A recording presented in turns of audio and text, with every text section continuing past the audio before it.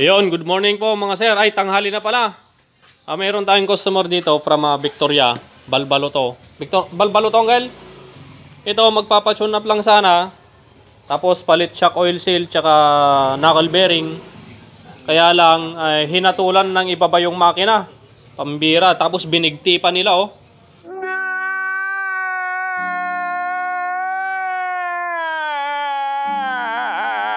Binigti nila.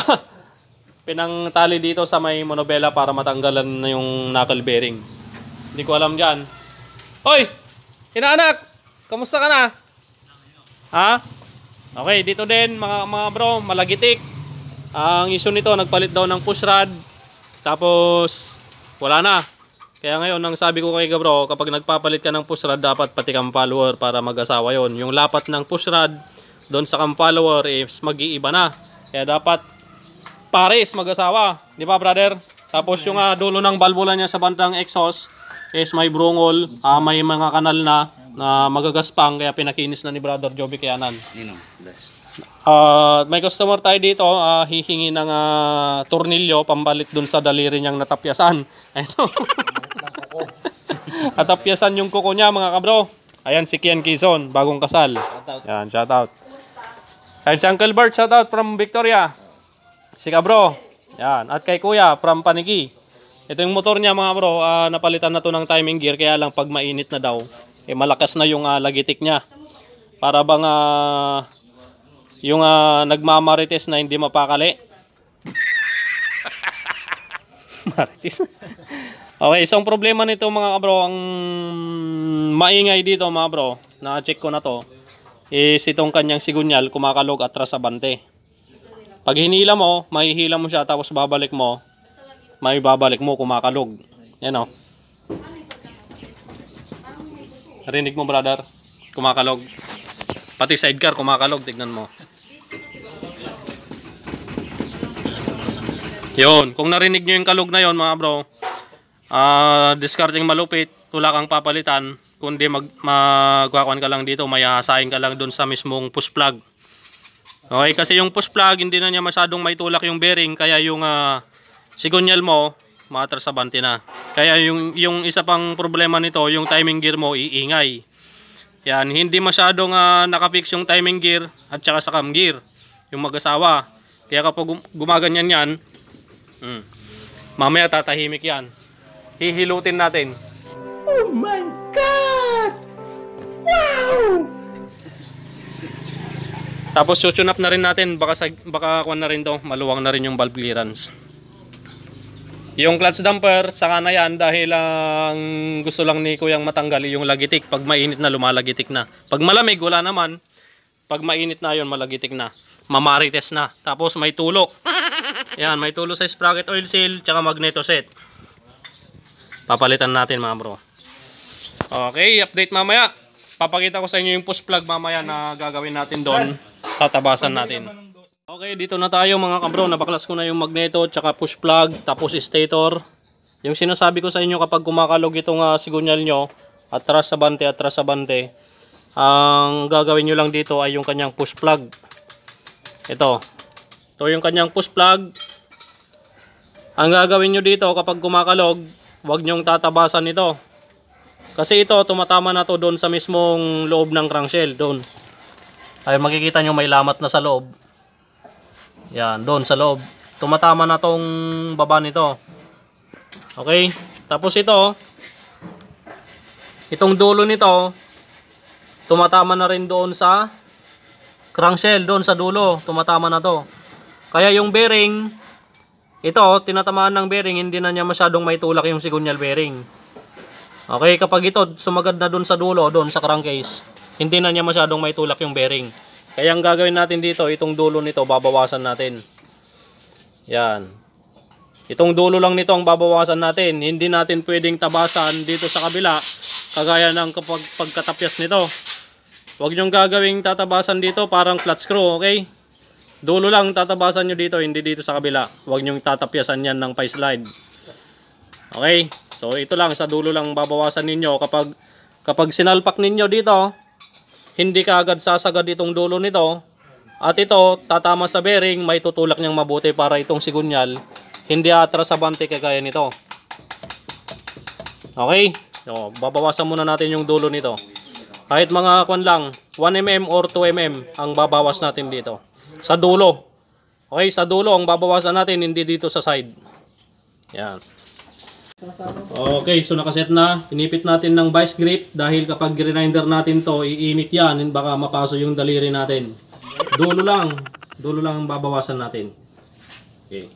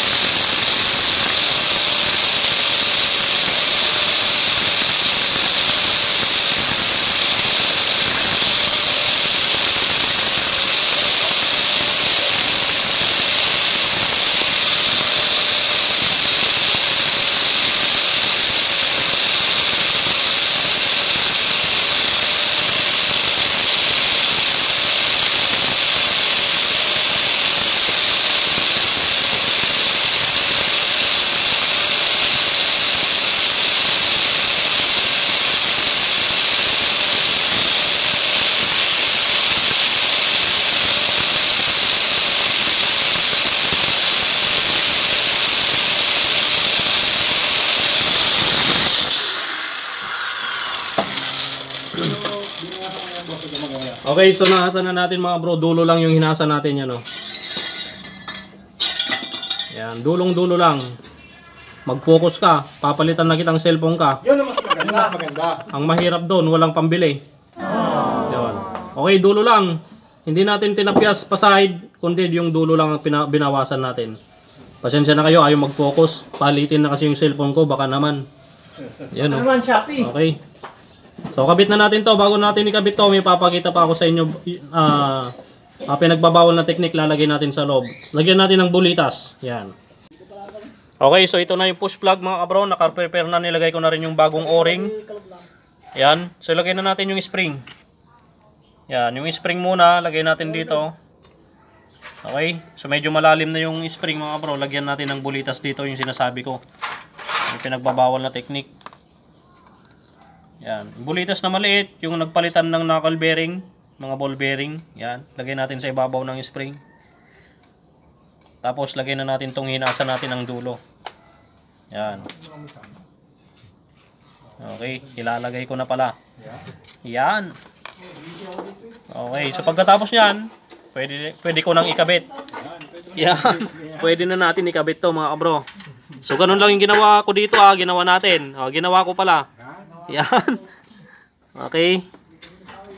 Tapos check natin mamaya itong sigunyal kung kakalog atras abante pa. Ilagay ko muna to mga kabro. May concern siya. Napansin mo, kuha na natin January lang nga kuha na. Aji 125 nga nangising nga sa kanya. Convert natin kay 25. Ilang gamit natin yung convert na to 175.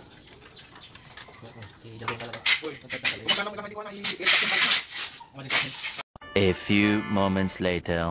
Okay, so naikabit na natin yung magneto, stator at yung push plug na pinakita ko sa inyo kung anong dapat technique na gawin doon kapag kumakalog-kalog to, umatras abante yung magneto ninyo. Ngayon wala na. Ito. Lapit natin yung camera. Wala nang kalog, wala nang atras abante. Ang umaabante na lang yung sidecar o yumuyog-yug na lahat. Pero dito sa magneto wala na. Wala nang atras abante. Okay, so ganun lang yung technique. Ngayon pandarin na natin. Kanina malagitik to, maingay, magaspang. Kaya ngayon pandarin natin.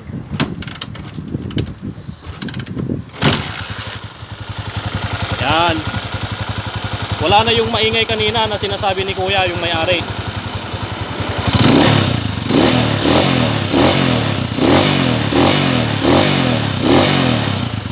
Okay na, wala na yung maingay, wala na yung magaspang. Sinunap na rin natin yan. So ganun lang yung technique. Kapag umaatras abante yung magneto nyo, muntik ko nang hinawakan yung magneto, umaandar pala. Okay. Yan, bagong palit ng timing gear to mga bro. Kapapalit lang daw ng timing gear. Kaya lang, kapag mainit na, malagitik na magaspang na yung andar. So ngayon yun ang diferensya niya. Atras abante yung magneto, hindi nila chinecheck yung mga nagpapalit kung may atras abante ba yung magneto, yung sigunyal. Okay, so yun yung ginawa natin, yung push plug. Hindi na niya masyadong makontra yung sigunyal bearing, hindi na niya masyadong maitulak, kaya ganon, yung magneto, yung sigunyal nyo, maatras abante. Kapag hinila nyo, tinulak nyo, is kumakalog. So ganon yung technique na gagawin nyo lamang. Huwag nyo hahasain sa side ng push plug, kundi sa dulo lang. Alright, sana may natutunan kayo sa video natin ngayon mga kabro. So ngayon, tatakpan na natin to, ibibigay na natin kay kuya. Yan. Okay, tapos na yung motor ni kuya, from dito lang siya sa Paniki. Saan ka dito sa Paniki kuya? Abogado. Abogado. Ayun o. From Abogado lang si kuya. Yan, Top Gear, Paniki, Abogado. Shoutout kay kuya. Kilalang kilala yan dito sa Paniki mga kabro. Yan, lalabas na si kuya. Kuya, anong masasabi mo sa andar niya ngayon? Okay. Okay na? Okay na okay. Alright. Nakuha mo yung ano. Ayun yung pinagbabawal na technique mga kabro na pwede nyong gayahin mga kabro. Kapag bagong palit ng timing gear, ganun pa rin, maingay, magaspang, yun ang gawin nyo, yung push plug. O sige kuya, salamat ha. Ingat. Balik mo lang kapag magpapatune up ka. Alright.